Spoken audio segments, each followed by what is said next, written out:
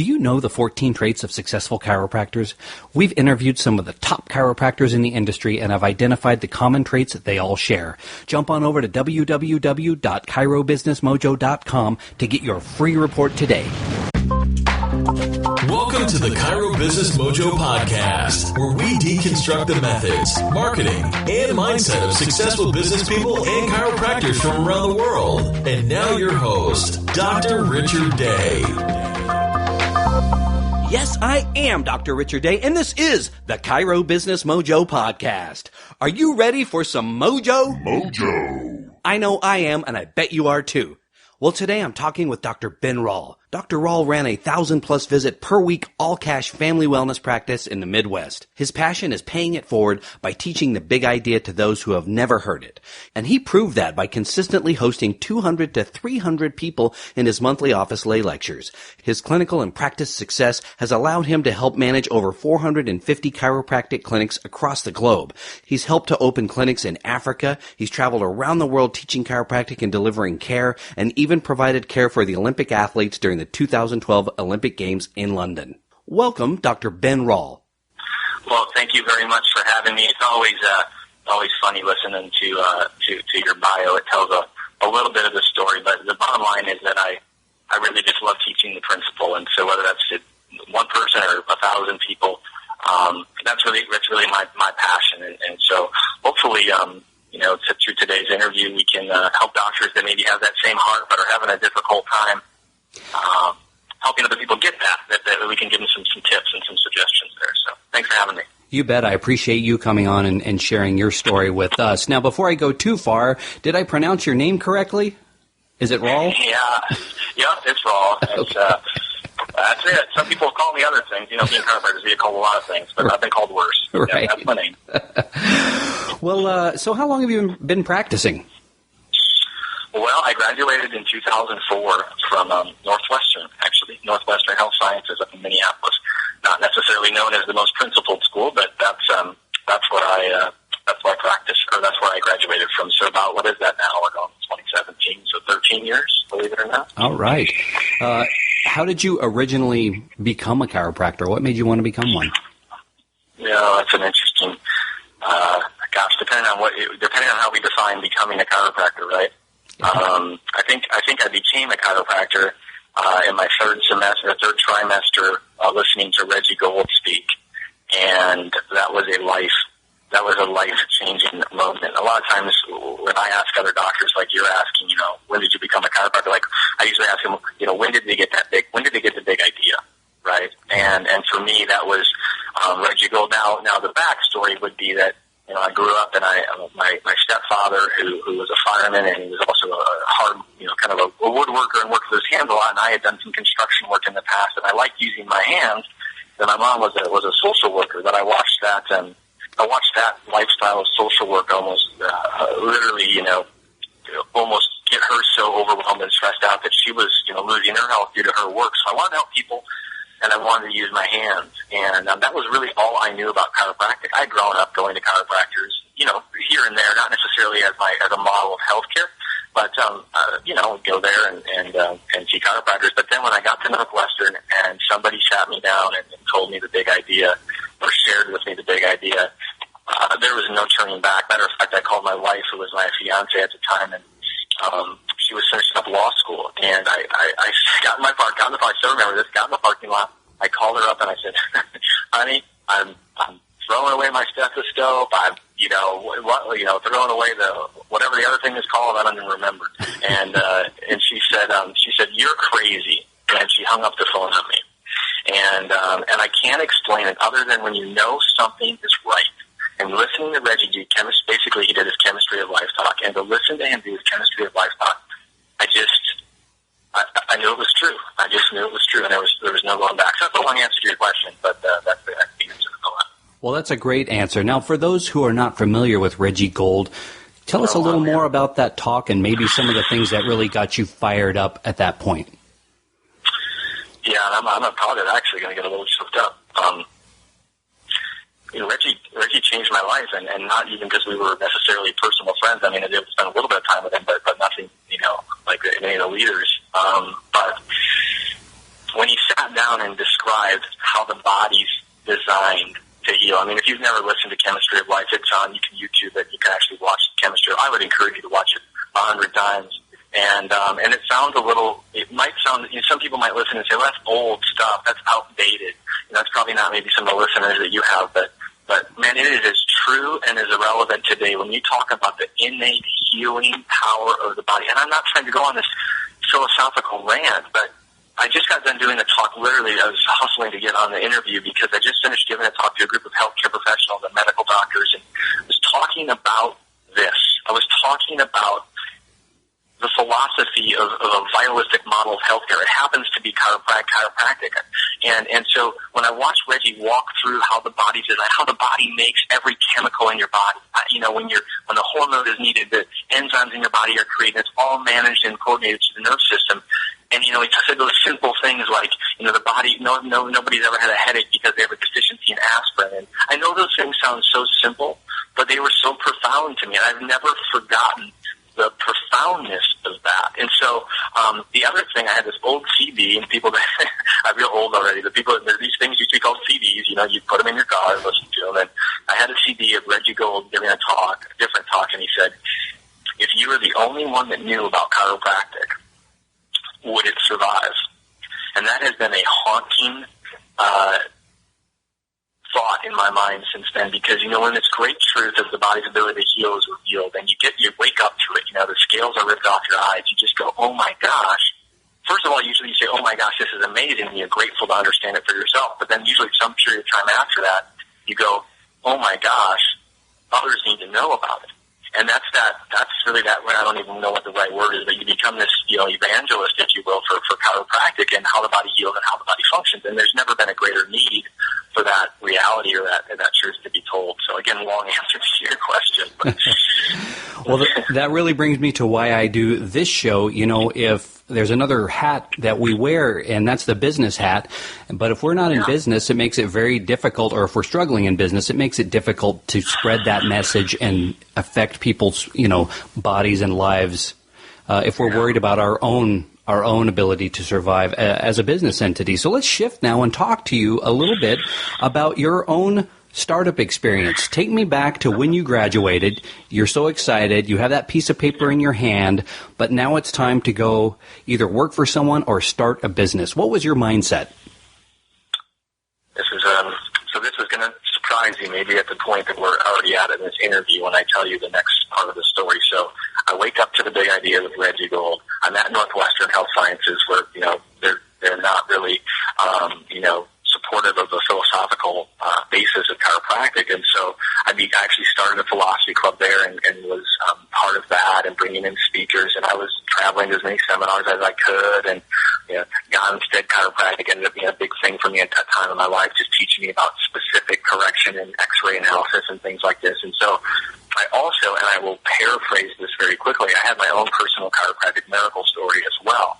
I was training as an elite boxer. I was actually trying to make the 96 Olympics as a boxer, and I got sick. Long story short, I ended up going to the medical route. They put me on medications that hurt my body significantly. They shut down my digestive system. I gained 70 pounds. I was no longer able to compete. And during that season is when I came into the principles of chiropractic, and through chiropractic care and vitalistic health care, I got my health back. So the reason I share that is I moved back to Sioux Falls, South Dakota, where I was born and raised. A little bit of that's where all my family, all my friends were. I had this chiropractic miracle story. I had the big idea, and I was amped up and ready to serve. And I started up with very limited funds. I had $15,000 that an uncle of mine had lent to me, and I opened up an office. And for the next 3 years, and I'm jumping ahead a little bit, but you can ask me a specific question here. For the next 3 years, I went on to pretty much fail miserably. And so this is so personal for me, Doc, because, I had the big idea. I loved chiropractic. I loved the principle. I was technically, I feel good at what I was doing. I knew what I was doing with the spine. I had the chiropractic miracle story. I was in my hometown, and yet I could not seem to get this done. So that was where I was for a while. I don't know if you have any questions about that specifically you want me to answer. But. Well, I do. I want to know, what do you think caused that? What was it? Why weren't you successful at that point? Yeah. Gosh, there's so many parts. I will tell you the biggest one, and it's so weird for me to say this, but this is not my natural bent. But I think I was afraid of what people thought. And I know that is, again, it's almost cliche, but I found myself, here's an example. I was finding myself when I was giving recommendations of care or even talking, I would say something like, well, here's an article about that. Or I would say, well, they say that XYZ, and I'd say rattle off some research, or I'd rattle off, and it was this separation between me and them. It was this separation between, it was like, well, hey, there's these other smart people over here that say these things. What do you think about that? And it was allowing them to just say no to that, or to discount that. I hadn't, even though I owned it, like I felt like I owned it, and I can only express this on hindsight, I wasn't really telling them the truth to the degree that I need. And I know I'm trying to be as specific as I can. I hope this will resonate with some of the people that are listening to this. I had the beautiful office. My wife actually stopped practicing law and, worked for me at the office. And so I had, a lawyer working for me at the front desk and all this. Yet I wasn't passionately, I don't want to say this, fighting for them enough. I wasn't understanding the magnitude of the culture of the medical model that was preventing people from jumping off that failing paradigm into a vitalistic model of care. I just wanted to kind of throw out this little fluffy stuff and say, hey, doesn't this sound good? And they'd say, well, okay, yeah, sure. But then they just, I wasn't strong enough in teaching it to them to really get it. And so because of my failure to articulate, because of my failure to communicate passionately to them, because of my failure to paint the proper picture of the power of chiropractic, they weren't buying in. All right, and so that was a large part, I feel, due to my struggles early on.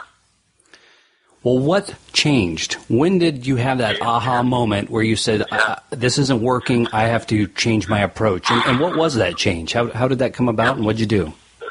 Absolutely. So I was standing in my bedroom at home, and we were literally losing everything, on the brink of bankruptcy. And I remember, I love chiropractic, and I remember standing in the bedroom, it's a little embarrassing to say, with my wife, and just tears run down my face, and telling I don't know what to do. I don't know what I'm going to do. I love chiropractic. I just, we're not making it. And she just looked at me, and she said, and again, this sounds cliche, but she said, just go tell them the truth. And so it was, for whatever reason, she goes and she said, whether we make it or not or whatever, just go tell them the truth. I'm with you no matter what. And so it was like, all I can say, Doc, is like, it was like I became unshackled. And I went in there and I, no holds barred, told the truth of what I knew was in my heart. I also began getting a team of people that were much like you're doing here, which I just honor you for, a group of people that were like-minded that I got around, that were pointing to me and were helping me, and a dear friend in chiropractic, Dr. Dan Sullivan, you might know him, the chiropractic advocate, a good friend. I went to school with him. We were blood brothers through this thing, and we got reconnected, and really just, he helped me, and we strengthened each other, and to say that the practice changed would be an understatement. We went from a low-volume kind of insurance type of practice to a high-volume wellness-based practice in less than a year. It just transformed everything. And you hear this, but all I literally did was just told that person, like they were my mother, father, brother, sister, that my recommendations for care. I began to talk to them about the power of chiropractic in unadulterated forms. I began to talk about the choices they have in healthcare. I began to empower them. I began to do workshops for them. I began to just be a voice for those people. And then that was like, holy smokes, right? I mean, things just exploded. I mean, I can't even really comprehend some of the things that happened, but that's what happened. Wow, what a turnaround. Well, let's talk more about your practice today then. Tell us what it's like as a patient. What's that experience? What's a sampling of the services you offer and how you treat patients that come into your office today? Sure. Well, and then after, then we ran the practice successfully for quite a while, and then I actually had an opportunity to work with another group of doctors, helping doctors, actually. So I actually, a doctor was interested, and he purchased my practice, and then I moved to Florida, and I helped work with other doctors and help them, kind of go through similar breakthroughs that I had, and kind of I had been through some things that were hopefully helpful to them. So I did that for a bit, and did some work with Life University for a little bit with the clinic model that they were building there. And then I have a good friend who runs a large company in Orlando, and he was looking for some help on the wellness side and their healthcare, their company. It's a large company, 750 employees or so. And so I gave him some suggestions, and he said, well, why don't you come and help us out? And so he said he's just a dear friend and a great man, and so I said, sure. So we came down here and we introduced, and this kind of goes into some other things I'm doing. We created a corporate wellness model for them that really integrates with all of their employees, and we built a clinic called Achieve Wellness that sees the public. It's a traditional chiropractic wellness clinic, and then it also sees the employees and their families of this particular company. And so it's a hybrid model. What we've really done is gone right to the source, right to the employees, integrated the wellness, vitalistic chiropractic care right into them, making it an option for them. So you remove some of those barriers people have, which is, time, money, and things like that. And so we've not only made significant improvements in their health care, in the individual's health, but financially it's a big benefit for the company because, you're keeping people out of the medical model, keeping people healthy, you're giving them education on the front end to actually prevent and reverse disease. And so my practice now is it's a 3,500 square foot facility that, we have, full spinal rehab, we do, digital x-ray, we do, chiropractic corrective care, we do nutrition, we do fitness, we do detoxification, all through a vitalistic model. So I don't want to confuse somebody. We're not a treatment center. People can choose to practice that way. We are unapologetically vitalistic. So everything we do is through that vitalistic lens, right? The body is a self-healing, self-regulating organism. So, for instance, our nutrition is through that model, right? What does the body need? What does it need to be well? We're not treating disease with nutrition or supplementation. We're supporting the natural design of the body so it can heal and function the way it's designed to. So if that gives it a little bit of an idea, but we're big on culture, we're big on education, we're big on empowering. So for a patient, here's how I look at it, Doc. If we're asking the person if we're asking a person largely to jump off the medical model, then we have to give them a model to jump into, right? And so so we want to provide that, minus the acute injury or emergency care. I'm not talking about that. I'm talking about all the rest of disease, which is the majority of disease, and ideally preventing it. And we want them to feel like they have a health home to do that, right? Not the medical health home, but a place that they can call, I go to blank, and that's where me and my family get our health care. So we see kids, we see families, we see moms and dads, young and old. I mean, we specialize in human beings, and that's really our model of care. What a great model. Listening to you talk about it, I'm thinking, of course, chiropractors should lead this charge. It's so sorely needed in today's modern society of cubicle syndrome and fast food and, Netflix binging and things like that, where we're just not active. We're not getting enough, sunshine, vitamin D, all of that. Yep. And what a way to satisfy that need and serve the public at large as well. Yeah. So you mentioned a bit about corporate wellness talks, and I think that's a great avenue to get in and, sort of introduce the mindset, that healthy mindset, to the public. And I know some chiropractors want to get into that realm, but they maybe don't know how. Can you tell us a little bit about how to open that door, get to a yes, and be able to present this great information? So this became almost, I didn't necessarily intend to set out this way, but I've learned so much over the last years. So I'm going to try to explain this the best that I can. So typically, if we think about it, let's use an average practice. Maybe you're practicing, you've got X amount of hundreds of patients. So you got 2 from this corporation and 3 from this business in town, and this hodgepodge of people from your community. Now they're all getting great results, but it's hard to collectively show what you've done. So the 2 people from the 5 people that you have in your office from XYZ company in town that has 500 employees, you're not going to necessarily notice, that employer is not going to necessarily notice, we have, 5 healthier people here, okay? It won't necessarily, if you will, move the needle. And so sometimes, historically, and this isn't bad, but I just want to kind of show the comparison. Historically, we've kind of gone in corporate wellness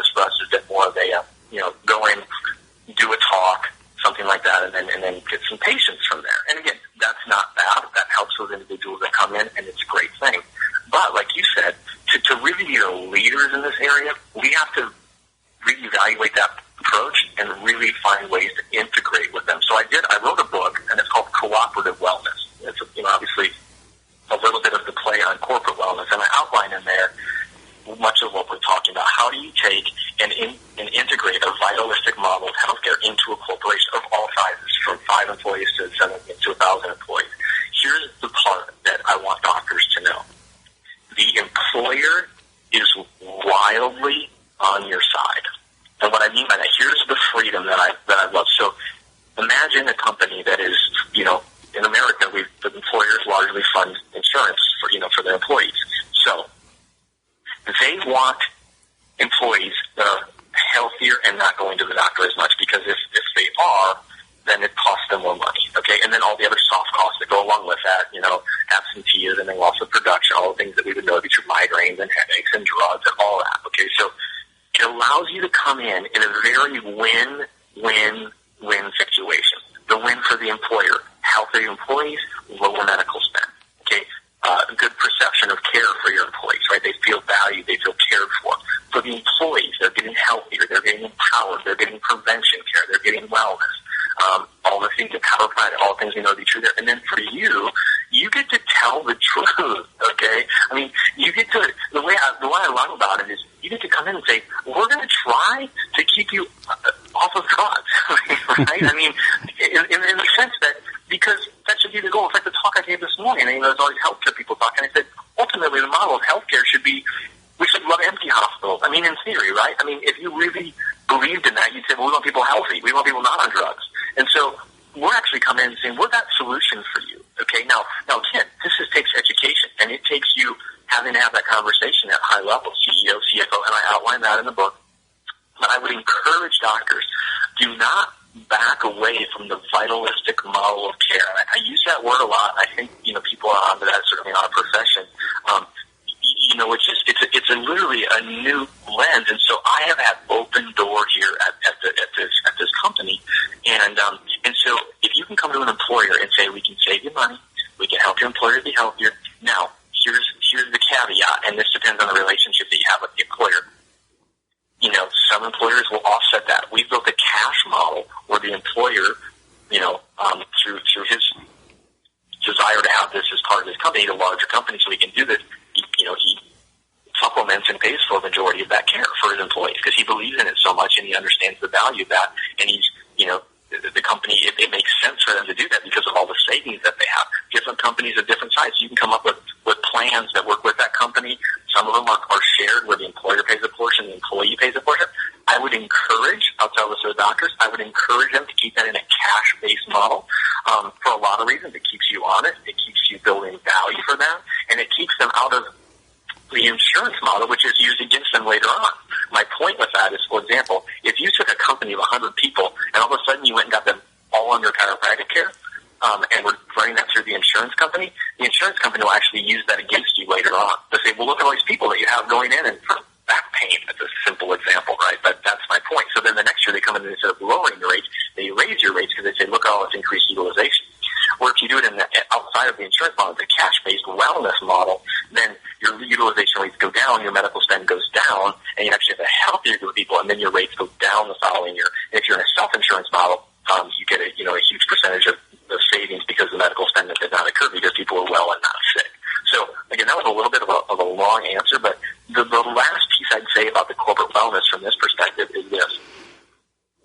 If you can create a good relationship with 2, 3, 4, 5, or 100 businesses, from a patient, from accessing a group of people, it makes a lot of sense to go to a company and create a good, strong relationship with one person that allows you to have access to hundreds and or thousands of people. And so it's just a good thing to do. It's good for the employer, it's good for the employees, and it's good for you in the sense that you're not necessarily, of course you take care of people one at a time, but having access to a pool of people that have access directly to you can make it just a much better scenario for everybody involved. I hope that makes sense. Yeah, it absolutely does. Now, I want to make sure on your book, has that been released yet, or is that an upcoming release? It has been released. Matter of fact, by the time this probably comes out, it will be available. So it is on Amazon.com. The book is Cooperative Wellness, and then the digital version will be available tomorrow, so it'll probably be released by the time that this interview comes out. So you can get it on digital version or on paperback. And people use it a variety of ways. People buy it as gifts. They give it to employers to read, CEOs, CFOs, or friends. It is written in lay language, and so even patients can enjoy it. It's a vitalistic healthcare book, but it has a focus on the corporate world, if you will.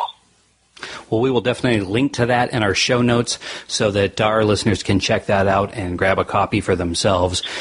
Well, as you know, this show is all about actionable content for our listeners, and those are divided up between new docs and then seasoned docs who are looking for a change or maybe stuck in business. So let's break it down. What's something a new doc should do tomorrow to improve their practice or start their practice on the right foot? Yeah, great question. The number one thing that I would tell any new doctor is you need to be able to speak publicly. You need to be able to get in front of people and communicate some level coherently the vitalistic principles of chiropractic and the value that they have. So if you're afraid of doing that, then I'd recommend a Toastmasters or it doesn't matter, but you have to get yourself out in front of people, telling the story, moving them to action. You ask, the question is what action can they take? You're expecting patients to take action, so you need to be congruent and you need to be taking action. If you believe the principles that we teach to be true, then to be congruent, you would want to get out and teach those to people. If you find yourself sitting back being frustrated at other people and, they don't understand it, they don't get it, they just want a quick fix. I use this analogy a lot, which is if you're a math teacher and your job is to teach math, you don't get mad at the students that don't know math. Your job is to teach them the math, right?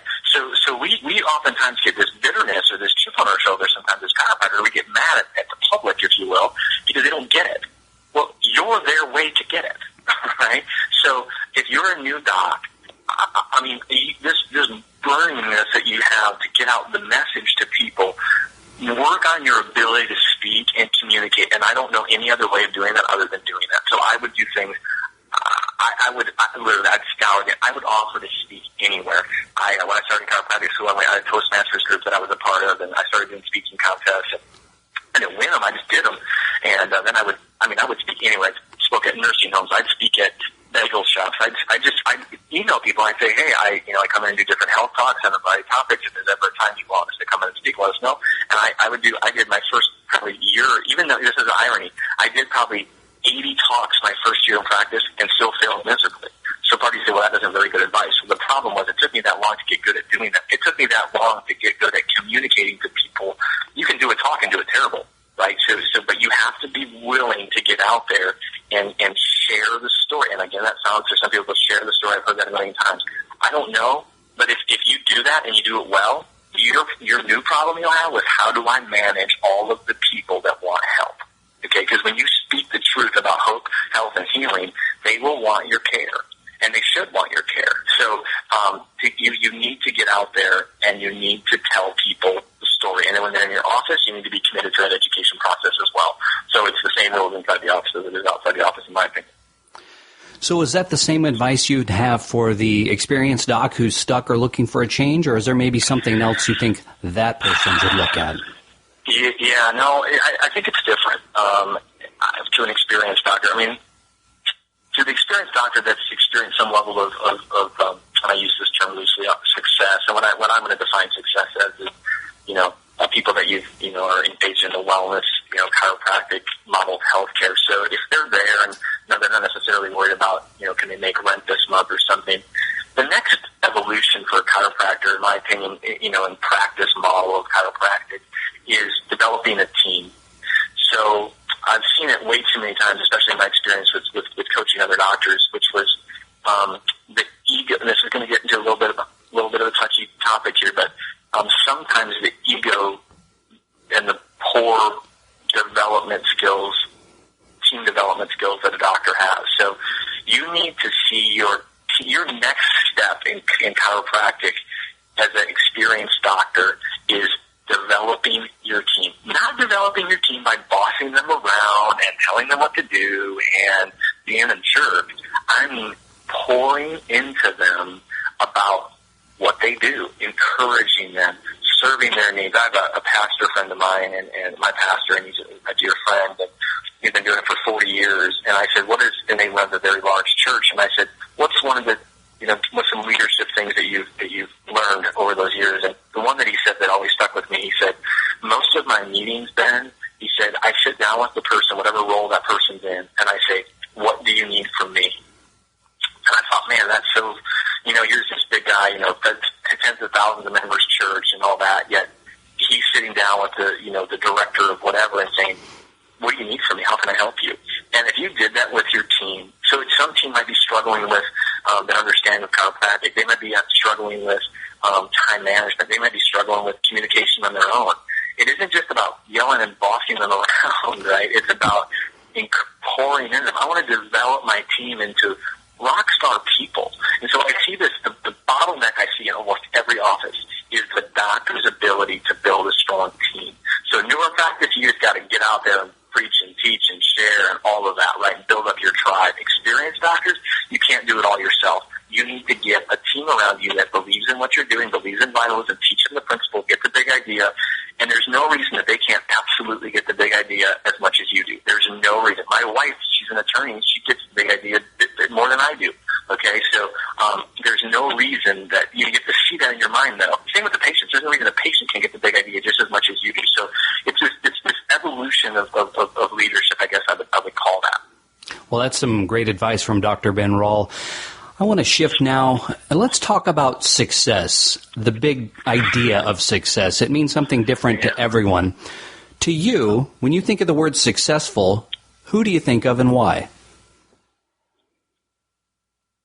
Yeah, such a good question.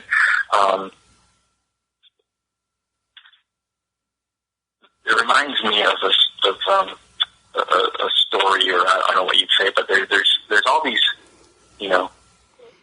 famous guitar players that we know that are in big bands and, the famous rock stars or something like this. But there's all these other, fantastic musicians that love music, but their goal and their dream wasn't to be in a rock band. It was to just play music. And so they play in their basements, or they play in a band, maybe a small band at home, or they just play in their living room. And their love and their desire and their success in music is an internal measurement. It's not set by record sales or money in their bank account.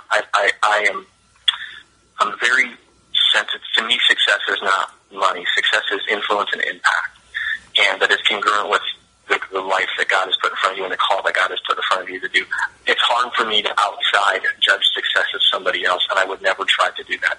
I simply judge it for myself. Am I taking care of my family? And when I say taking care of my family, I'm not talking about paying the bill. I mean, that's part of it. I'm talking about, am I a good, loving, caring husband? Am I a good leadership and role model for my children? Do they know me? And I have failed at this. I have a memory of when I was struggling in practice, a little bit later than that, and my young daughter, my first child, had actually asked my wife if I was, this is going to be hard for me to say, my daughter asked my wife if I was dead because she hadn't seen me in so long, because I was working so much. So that, my wife, she told me that I didn't get married to be a single mom, right? So I've had to reevaluate things in my life several times at different times, because I tend to be a workaholic. I tend to be, and that is not a justification, and I'm not trying to excuse it. And that's another piece of wisdom my pastor gave me one time. He said, I was walking through a church and interviewing for a position, and he said, I walked by all their former pastors. There were pictures on the wall, and he said, it hit me. This church has had a lot of pastors before me. It will have a lot of pastors after me, but my family has one husband, or my wife has one husband, and my kids have one dad. And so I've had to take that approach. Sometimes I hate to say this, but I have to consciously think about that and understand that's the right thing for me. So success is not, I see a million people and I make $10 million, but my wife doesn't know me and my kids don't know who their dad is. Success is an understanding and congruent with the call that God has put upon your life. And so I'm not impressed by outward success. I'm impressed by a person that is caring for themselves, caring for the family, and caring for others, and doing that in a way, but doing it with love. It's going to sound a little bit cheesy to some people, but doing it with love. And this is another place I've failed, and I fail often, and I still fail. But loving people, seeing people empathetically, and understanding that they're at a certain place. There was a time in my life when I was 70 pounds overweight, struggling with my own health issues. And sometimes as chiropractors, we can get very judgmental of other people. We can say, oh, look at you, you're not taking care of yourself. Oh, look at you, you're on all these drugs. Oh, look at you, you don't care about your health. You know what? But by the grace of God, many of us were in that same position. Our job is to love them, serve them, and teach them. Doctor means teacher. And so I struggle with the word success sometimes, only because oftentimes in our culture that's attributed to financial success. I look at somebody like MLK or Mother Teresa or Gandhi. These are people that had massive influence and impact, but by themselves were not millionaires or billionaires, but they impacted millions and billions because of the principles they stood for. So find something you believe in, give it all that you got, but don't give up. Don't wreck those relationships closest to you, those people that work with you. Don't destroy your staff. Don't destroy your family chasing something else that just needs to be done, not in balance, but just with intentionality. It's great. I love your definition, influence, and impact. Yeah. Let me ask you this. It's been said we are what we do repeatedly. And successful people tend to do things in such a fashion repeatedly that helps ensure or helps them become more successful. So do you have any daily habits, rituals, affirmations, things you do on a daily basis that help you achieve success? Yeah, I do. And again, this is, I totally agree with your statement. Success leaves clues, right? So, again, whatever that definition of success is for you, but I'm a man of faith, and I have two scriptures that get sent to my phone every day before my feet hit the ground. I open those up because I know my tendency would be not to, right? So my tendency would be to check my email, or these are not healthy behaviors, I'm just being honest. So my tendency would be to just get to work. And so I read those two scriptures before. I can't read a lot of scripture. I'm not smart enough to do that. So for me, it's a verse or two to meditate on before my feet hit the floor. And I'm beginning thanks for the fact that I get one more day. And then I meditate on that. Then I'm a fitness guy. I say fitness, meaning I understand it helps my body. So I'm a 5 a.m. workout guy. So I get up at 4:24 every day, and I work out.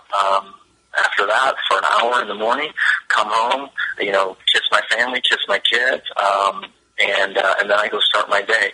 And I just, work hard during the day, and then it's family time at night. So when I say my habit, and then I guess another habit would be I try to take breaks if I can, and breaks, whether for me it's often just like a long weekend, maybe a day or two off, just to rest my brain, because I have the tendency to, you just have to understand yourself, but because I have a tendency to not stop, I have to force myself to stop, or I'll burn myself out. And not burn myself out like I don't want to see people, but burn myself out in that I'm just exhausted or hurting myself or my family. So I'm an early morning guy. I know that about myself. I get up, I get right with my Creator, I get my body moving, and then I just go bust it all day long, if I could say it like that.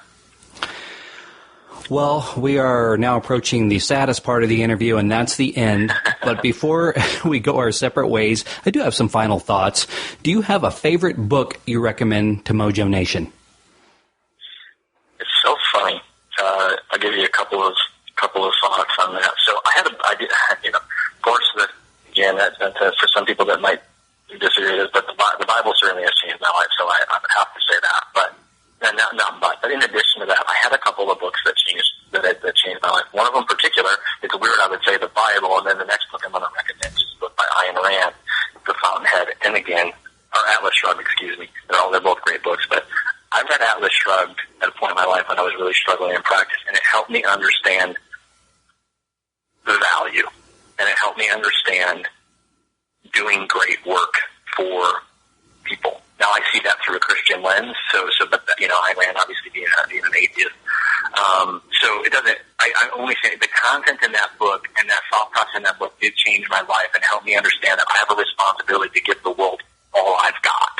Okay, and so that was a good book. Now on the flip side of that, I just recently read a great book by Ryan Holiday called Ego is the Enemy. And it's almost the flip side of this coin, which is this idea of you don't deserve anything. You're not entitled. Okay, so let me just speak on this for just real briefly. As chiropractors, we can sometimes get in this artificial mindset. I think it's an artificial mindset for saying, oh, since I'm a chiropractor and I save lives, which is true and you do, that I deserve blank, blank, blank, blank, blank. Well, I thought that was a fireman. He saved lives too, right? But he he made a fireman's salary. Does that mean that what he did was, did he deserve more? Well, I don't know. What about teachers? I'm from South Dakota originally. We were the lowest paid state for teachers in the country for many years.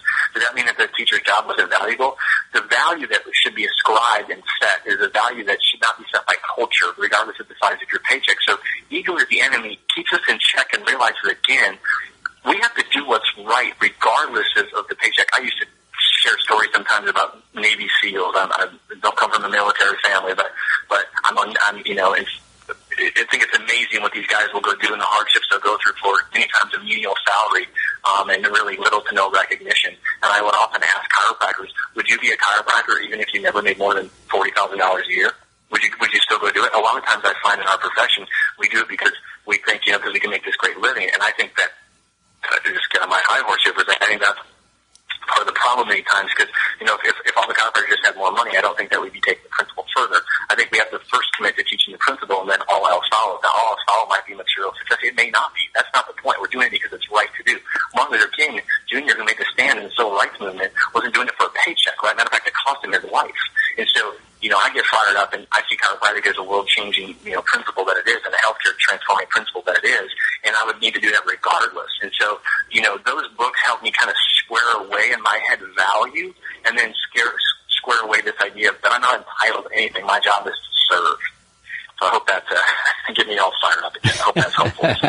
Well, those are two great recommendations. I'm currently a little more than halfway through Atlas Shrugged myself, and I'm continuously struck by how relevant that message is and what a detailed, in-depth picture she paints for serving and our place in our society. I'm going to ask you this now. What is the best business advice you've ever received? It's great question. And I'll refer to another one of our philosophical chiropractic giants, and that's Sid Williams. And if you're not familiar with Sid Williams, that'd be another person that I would Google and watch videos from him and read some writings that he's done. Obviously the founder of Life University in Atlanta. And I never heard him say it, so I've heard it through the people that knew him. But, you always have to keep your serving hand above your business hand. So, I always use the kind of like 51-49, right? Like, it doesn't have to be, the serving hand doesn't have to be all the way up there, but it always has to be just above the business hand. Now, this might seem counterintuitive because it's maybe business advice and you're actually saying anti. No. I'm just saying as chiropractors, as the role that we're in, we have to always remember our first job, and that's to serve the people that we're called to serve. That's the first thing, right? Making money is not a bad question. It's just a bad first question, okay? So that the first question we have to ask, is it right? Is it what we're supposed to be doing? And then after that, figure the money thing out. That's really no big, to me, that's the easy part, and not because making money is easy. I just mean, if you've made the first one right, then all else follows. So always keep that serving hand just above that business hand, and really, in my opinion, all else follows. Well, before we finish up and sign off, what is the best way for people to contact you or find out more about what you do? Probably through Facebook. It seems like nowadays that would be best, and I'll send you some of those links that can be on there, and you can message me on Facebook, and I'll do my best to. I'll get back to you, of course. That's probably the best way. All right, we'll put that up in the show notes when this episode comes out. We'll also link to your book as well for those who want to pick up a copy of that. Dr. Ben Rall, thank you so much for your generous time you've given us today and all the wisdom you've shared with our listeners. Thank you very much for having me, and I hope this was helpful to the doctors that are listening. Thanks for listening to the Chiro Business Mojo podcast at www.chirobusinessmojo.com.